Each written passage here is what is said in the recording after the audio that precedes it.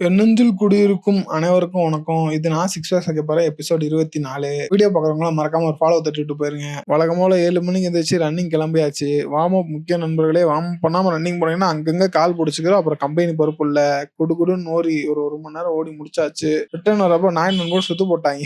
அதுக்கு டேக் ஆகிட்டு வீட்டுக்கு தியானம் பண்ணா ஞானம் வளரும்டாங்க. அதான் அதை வளர்த்துட்டு அப்படியே 2 முட்டையை தள்ளிட்டு வழக்கம் போல ஜிம்முக்கு கிளம்பியாச்சு. சரியான வெயில் நண்பர்களே. இந்த சென்னை வெயில் திடீர்னு நல்லா இருக்கு, திடீர்னு ஒஸ்ட் ஆகுது. யோயோன்னு ஆகுது. இன்னைக்கும் ஜிம்ல லிஃப்ட் ஒர்க் ஆகல. அதனால படிக்கட்டிலே டக்கு டக்குன்னு நடந்து போய் வெயிட்டை செக் பண்ணா இன்னைக்கும் கூடி இருக்கு. இது கூடுது குறையுது என்ன பண்றதுன்னே தெரியல. சரின்னு ரெடி ஆயிட்டு போய் லைட்டா வார்ம் அப் போட்டு ஒர்க் அவுட் பண்ண ஆரம்பிச்சாச்சு. எது பண்றதா இருந்தாலும் வார்ம் அப் வார்ம் டவுன் ஒழுங்கா பண்ணுங்க நண்பர்களே. இல்லாட்டி அங்கங்க லாக் ஆகிக்கிறோம். அப்புறம் நீங்க தான் கஷ்டப்படணும். இன்னைக்கு என்னடா வித்தியாசமான ஒர்க் அவுட் பண்றான்னு செக் பண்ணாதீங்க. இதெல்லாம் ரன்னிங் போறப்ப ஸ்டெபிலிட்டி இன்க்ரீஸ் பண்ணுமா, அதனால தான் ட்ரை பண்ணிட்டு இருக்கேன். எனக்கு இன்னும் முழுசா தெரியாது, நானும் கத்துட்டு தான் இருக்கேன். ஸோ ஜிம்மை முடிச்சுட்டு வழக்கம்போல வீட்டுக்கு கிளம்பியாச்சு. அப்படியே ரிட்டர்ன் வரப்ப அண்ணன் கடையில் மதியான சாப்பாடே பார்சல் வாங்கிட்டு வந்து உட்காந்தா சரியான டயர்டு. அதுக்கப்புறம் தான் நேற்று காய போட்ட துணி ஞாபகம் வந்துச்சு. போய் எடுக்கலான்னு பார்த்தா என்னடா டான்ஸ் ஆடிட்டு இருக்கீங்க பாத்தீங்களா. காலைல செருப்பு போடாம வந்துட்டேன். சரியான சூடு. முடிச்சுட்டு வந்து 3 முட்டையை வச்சு மதிய சாப்பாடை முடிச்சாச்சு. தெரியுது வெளியே சாப்பிட்டா 6 பேக்ஸ் வராது ப்ரோன்னு சொல்றது எனக்கு தெரியுது. இருந்தாலும் வேலை புழு காரணமாக வெளியே தான் வாங்க வேண்டியதா போச்சு.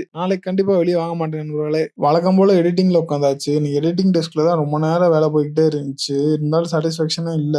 ஆனாலும் வேலை பண்ணி தானே ஆகணும். ஸோ எப்படியா இருந்தாலும் பண்ணி முடிச்சிட்டேன். இதுதான் நேத்தும் சொல்லியிருப்பேன். திரும்ப போரிங்கான ஒர்க்கே பண்ணிட்டே இருந்தாலும் அது போக போக செட் ஆயிரும். நமக்கு போரே அடிச்சாலும் அதை பண்ணி முடிக்கணும்ன்ற மைண்ட் செட் இருந்தால் அதை பண்ணி முடிச்சிடும் எப்படியா இருந்தாலும். அந்தான்னு முடிக்க ராத்திரி ஆயிடுச்சு. சரின்னு அண்ணன் கடைக்கு சாப்பிட போனா அங்க அண்ணன் தம்பி உனக்கு ஒரு அதிர்ச்சின்னு சொன்னாரு. என்னன்னா இன்னும் 2 நாளைக்கு தான் கேஸ் வரும், அதுக்கப்புறம் கடை ஓடுமா ஓடாதுன்னு எனக்கே தெரியாதுன்னுட்டாப்ல.